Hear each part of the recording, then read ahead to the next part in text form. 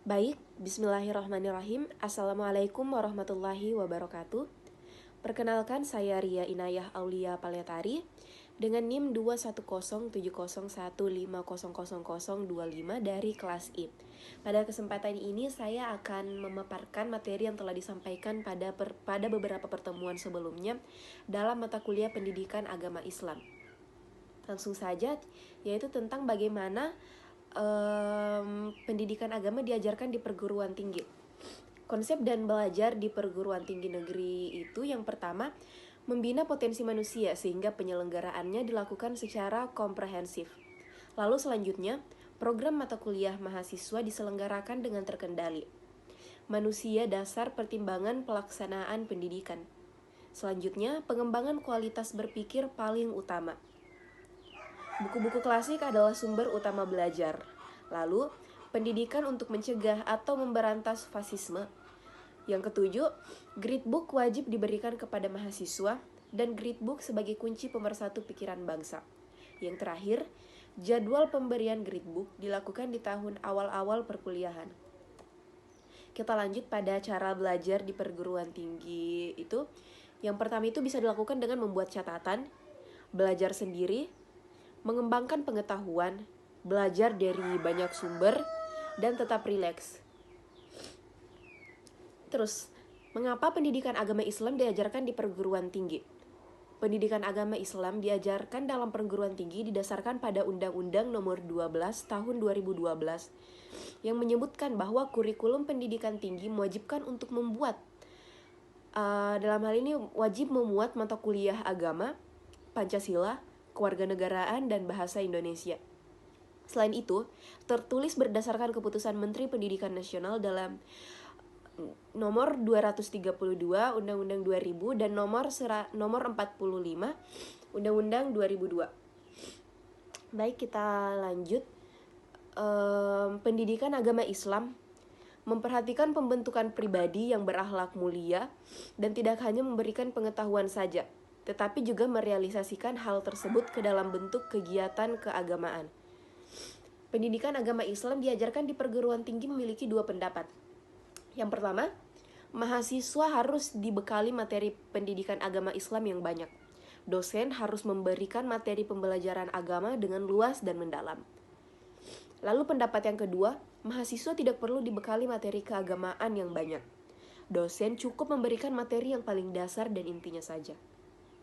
Kita lanjut. Sistem pelajaran pendidikan agama Islam meliputi manusiawi, siswa, dosen, serta orang yang mendukung terhadap pembelajaran. Lalu sistem berikutnya adalah material. Contohnya buku, film, gambar, dan lainnya. Lalu fasilitas dan perlengkapan. Dalam hal ini bisa diberikan contoh sebagai ruang kelas atau lampu sebagai penerangan. Prosedur. Tahap-tahap yang dilakukan selama proses pembelajaran berlangsung, seperti strategi apa yang akan digunakan, metode yang akan digunakan, bagaimana bentuk evaluasi pembelajaran, dan lainnya. Kita berlanjut pada sumber psikologis, sosial budaya, historis, dan yuridis tentang perlunya pembelajaran pendidikan agama di perguruan tinggi dan metode pendekatan pembelajaran pendidikan agama Islam di perguruan tinggi. Yang pertama, psikologis. Apakah manusia itu makhluk teogenetis atau teis, yaitu makhluk bertuhan, ataukah ateis, makhluk tidak bertuhan? Manusia secara konseptual itu yang pertama teis, orang yang beragama dan percaya pada Tuhan. Lalu berikutnya ada ateis, orang yang menolak agama atau tidak beragama dan tidak percaya Tuhan. Setengah teis dan ateis, tidak peduli dengan agama atau mengikuti secara pasif kelompok pemenang. Lanjut pada sosial budaya. Di bawah sosial budaya itu ada momen-momen sakral, kultur, agama, budaya, dan sosial yang unik, tradisi selamatan, tahlilan, pengajian, tasyakuran, dan lain-lain. Dalam hal ini diperlukan pengajaran pendidikan agama Islam. Kampus perlu menyesuaikan realitas masyarakat sehingga tuntutan penyelenggaraan pendidikan agama Islam di perguruan tinggi mutlak dibutuhkan dan terus berbenah menjadi yang lebih baik. Historis. Pada 3 Januari 1946, pemerintah Syahrir menyetujui pendirian Kementerian Agama yang sekarang disebut dengan Departemen Agama. Lalu selanjutnya, elit Muslim. Elit Muslim menempatkan agenda pendidikan menjadi salah satu agenda utama Kementerian Agama selain urusan haji, peradilan, dan penerangan. Lalu, elit Muslim memusatkan perhatian kepada dua upaya utama. Mengembangkan pendidikan agama Islam pada sekolah-sekolah umum. Kementerian Agama. Peningkatan kualitas atau modernisasi lembaga-lembaga pendidikan yang membantu pendidikan agama Islam. Lalu untuk secara detail metode pendidikan dan pembelajaran itu, yang pertama ada metode diakronis. Peserta didik memiliki keinginan untuk mengetahui, memahami, menguraikan, dan meneruskan ajaran-ajaran Islam dari sumber-sumber dasarnya. Yang metode kedua itu ada yang disebut metode problem solving. Metode ini merupakan pelatihan peserta didik yang dihadapkan pada berbagai masalah suatu cabang ilmu pengetahuan dengan solusinya. Yang terakhir ini ada yang disebut dengan metode deduktif. Metode yang dilakukan pendidik melalui cara menampilkan kaidah yang umum, kemudian menjabarkannya dengan berbagai contoh masalah sehingga menjadi terurai. Kita lanjut pada subbab selanjutnya, yaitu bagaimana manusia bertuhan. Konsep spiritualitas sebagai landasan kebertuhanan. Mengartikan bahwa spiritualitas adalah dasar bagi tumbuhnya harga diri, nilai-nilai moral dan rasa memiliki. Menurut Zohar, spiritualitas adalah kemampuan internal, bawaan otak dan jiwa. Dalam hal ini bawaan otak dan jiwa manusia yang sumber terdalamnya adalah inti alam semesta sendiri. Lalu menurut Ahmad Swaidi, spiritualitas adalah dorongan bagi seluruh tindakan manusia. Maka spiritualitas baru bisa dikatakan dorongan bagi respon terhadap problem-problem masyarakat konkret dan kontemporer. Lalu yang terakhir, menurut Ginanjar berpendapat bahwa spiritualitas merupakan energi dalam diri yang menimbulkan rasa kedamaian dan kebahagiaan tidak terperi yang senantiasa dirindukan kehadirannya. Dalam perspektif Islam, spirit sering dideskripsikan sebagai jiwa halus yang ditiupkan oleh Tuhan ke dalam diri manusia. Roh merupakan fitrah manusia yang dengan roh manusia mampu berhubungan dengan Tuhan sebagai kebenaran sejati atau al-hakikah. Roh bersemayam di dalam hati atau kalbu, sehingga dari hati terpancar kecerdasan, keinginan, kemampuan, dan perasaan. Pada saat-saat tertentu, cahaya roh meredup, sehingga hati sulit untuk menangkap kebenaran yang terpapar di alam semesta ini. Hati yang mengalami keredupan cahaya roh disebut dengan hati yang gelap. Salah satu pengaruh roh dalam diri manusia adalah adanya potensi untuk mengenal yang baik dan yang buruk. Roh membuat manusia dapat mengalami pengalaman batin atau sering pula disebut dengan pengalaman rohani. Kita perlu membedakan antara spiritualitas dan religiositas. Religiositas mengarah pada ekspresi keagamaan seseorang, sedangkan spiritualitas mengarah pada ekspresi rasa bertuhan. Kata spiritual seringkali dilawankan dengan kata material. Paham materialisme secara mudah dapat diartikan sebagai paham yang memuja sesuatu yang kasat mata dan mudah diindra. Sebaliknya, spiritualisme seringkali diterjemahkan sebagai paham yang lebih memprioritaskan hal-hal yang batin, metafisik, dan substansif. Apabila paradigma kehidupan dikelompokkan ke dalam dua bentuk spiritualisme dan materialisme, maka karakter yang dibentuk pun akan mencerminkan kedua paradigma tersebut. Tidak jarang di antara kita bahkan ada yang mengidap penyakit spiritual. Penyakit spiritual adalah kondisi diri yang terfragmentasi atau a condition of being fragmented, terutama dari pusat diri. Sebaliknya, ada yang disebut dengan kesehatan spiritual atau spiritual health, adalah kondisi keutuhan yang terpusat atau bisa disebut a condition of centered wholeness. Apabila kita ingin mudah merasakan kehadiran Tuhan, maka kita hendaknya berawal dari penyucian hati. Melalui penyucian hati, potensi roh akan semakin menguat dan mengalahkan semua dorongan insting materialistis yang berlebihan. Dalam istilah agama, hal ini disebut dengan hawa an-nafs. Apabila dibiarkan dan didominasi insting dorongan materialistis, maka roh akan terlemahkan. Dalam salah satu ayat yang berbunyi, fa'akim wajhaka lid-dini hanifan fitratallahi allati fataran nasa 'alaiha la tabdila li khalqillah zalika ad-dinul qayyim walakinna aksaran nasi la ya'lamun, yang berarti, maka hadapkanlah wajahmu dengan lurus kepada agama Allah. Tetaplah atas fitrah Allah yang telah menciptakan manusia menurut fitrah itu. Tidak ada perubahan pada fitrah Allah. Itulah agama yang lurus. Tetapi kebanyakan manusia tidak mengetahui. Quran Surah Ar-Rum ayat 30. Dalam hal ini yang dimaksud fitrah Allah pada ayat di atas adalah ciptaan Allah. Manusia diciptakan Allah mempunyai naluri beragama, yaitu agama tauhid. Kalau ada manusia yang tidak beragama tauhid, maka hal itu tidaklah wajar. Dan itu dapat terjadi disebabkan pengaruh lingkungan.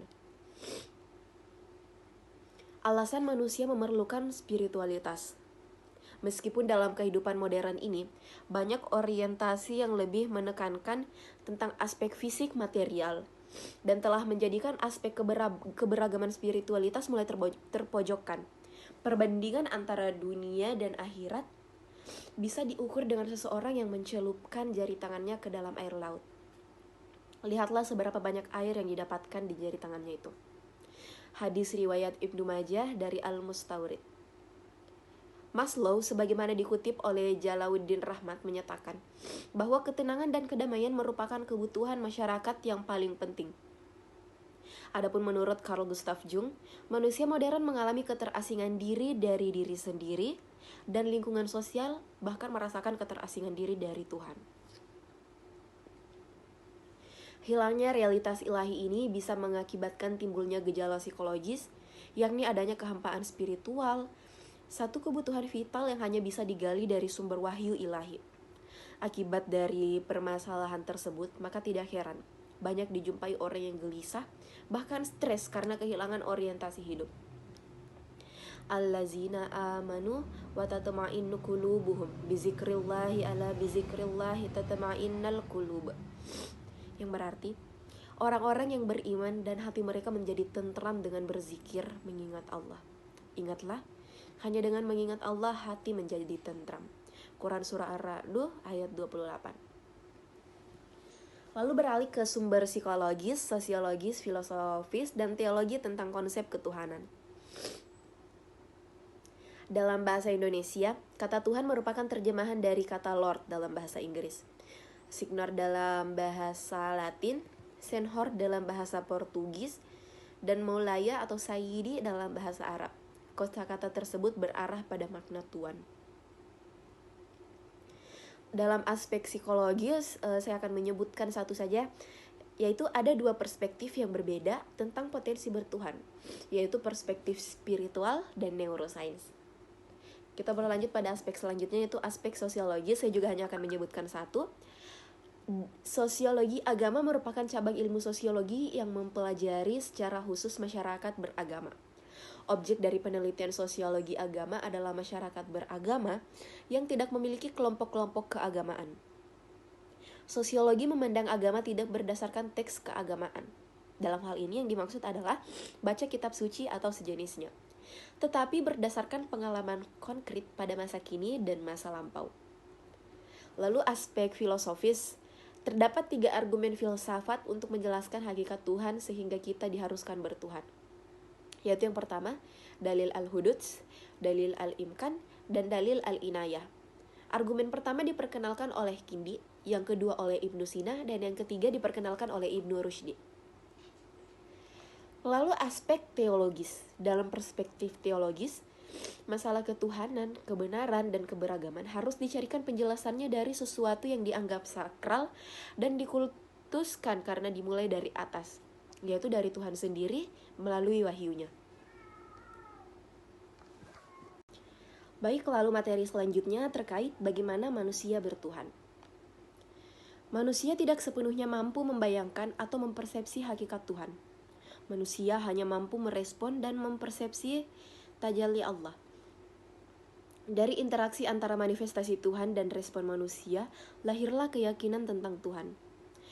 Tajalli Tuhan adalah manifestasi-manifestasi atau perwujudan Tuhan di alam semesta yang merupakan bentuk pengikatan, pembatasan, dan transmutasi yang dilakukan Tuhan agar manusia dapat menangkap gelombang dan sinyal ketuhanan. Keyakinan adalah persepsi kognitif manusia terhadap perwujudan Tuhan. Dengan kata lain, meyakini atau mempercayai Tuhan artinya pengikatan dan pembatasan terhadap wujud mutlak Tuhan atau transenden yang dilakukan oleh subjek manusia melalui kreasi akalnya menjadi sebuah ide, gagasan, dan konsep tentang bertuhan. Terus mengimami Tuhan. Ada dua faktor yang peran dalam membentuk iman, yaitu yang pertama, adanya peran Tuhan dalam pembentukan iman, adanya peran manusia dalam pembentukan iman. Manusia secara natur dapat merasakan yang gaib di dalam dirinya bahwa ada unsur spirit. Spirit sering digambarkan dengan jiwa yang halus yang ditiupkan Tuhan ke dalam diri manusia. Al-Qushairi dalam tafsirnya, Lataif al-Isyarat menunjukkan bahwa roh memang latifah atau jiwa halus yang ditempatkan Tuhan dalam diri manusia sebagai potensi untuk membentuk karakter yang terpuji. Roh merupakan semacam SIM card ketuhanan yang dengannya manusia mampu berhubungan dengan Tuhan sebagai kebenaran. Karena adanya roh, manusia mempunyai bakat bertuhan.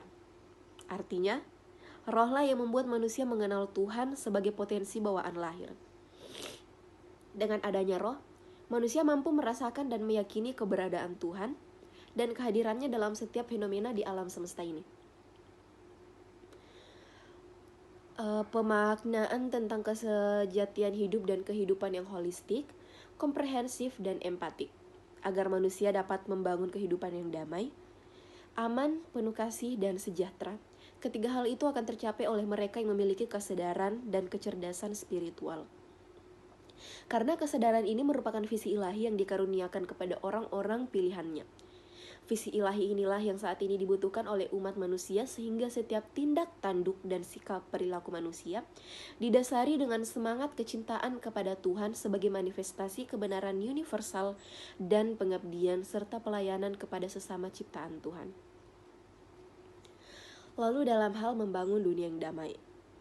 Yang pertama, manusia adalah makhluk spiritual yang cenderung kepada kebajikan dan kebenaran. Namun di sisi lain, keberadaan unsur materi dan ragawi dalam dirinya memaksanya untuk tunduk pada tuntutan kesenangan jasmania. Seringkali terjadi konflik internal di dalam diri manusia antara dorongan spiritual dan material, sehingga dalam khazanah Islam dikenal paling tidak ada 3 tipologi jiwa manusia, yaitu an-nafs al-ammarah bisu, jiwa yang selalu tergerak melakukan keburukan. Lalu ada an-nafs al-lawwamah, jiwa yang selalu mencela diri. Yang terakhir ada an-nafs al-mutmainnah, jiwa yang tenang. Baik, lanjut pada materi selanjutnya. Bagaimana agama menjamin kebahagiaan? Kita berangkat pada definisi dulu ya. Agama adalah landasan atau fundamen. Sedangkan bahagia hakiki adalah kebahagiaan ukhrawi. Sedangkan kebahagiaan majasi adalah kebahagiaan duniawi. Konsep menurut Ibnu Qayyim al-Jauziyah berpendapat bahwa kebahagiaan itu adalah perasaan senang dan tentram karena hati sehat dan berfungsi dengan baik. Hati yang sehat dan berfungsi dengan baik bisa berhubungan dengan Tuhan yang merupakan pemilik kebahagiaan. Pemilik kebahagiaan, kesuksesan, kekayaan, kemuliaan, ilmu, dan hikmah, semua itu pemiliknya adalah Allah. Kebahagiaan dapat diraih kalau dekat dengan pemilik kebahagiaan itu sendiri, yang tak lain adalah Allah Subhanahu wa Ta'ala. Dalam kitab Mizanul Amal, Al-Ghazali menyebutkan bahwa as-sa'adah atau bahagia terbagi menjadi 2. Yang pertama bahagia hakiki dan yang kedua bahagia majasi. Kita masuk pada karakteristik hati yang sehat. Yang pertama, hati menerima makanan dan berfungsi sebagai nutrisi dan obat. Lalu selalu berorientasi ke masa depan dan akhirat. Selanjutnya, selalu mendorong pemiliknya untuk kembali kepada Allah. Dan yang terakhir, tidak pernah lupa dari mengingat Allah, yaitu berzikir. Oh ya, ternyata di sini masih ada karakteristik hati yang sehat, yaitu yang kelima, segera sadar. Keenam, fokus pada saat beribadah seperti salat.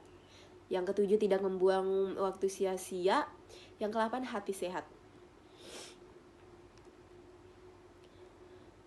Dalam teologi Islam, seperti telah dijelaskan, bahwa setiap manusia lahir dalam kesucian, yakni suci dari dosa dan telah beragama, yakni agama Islam.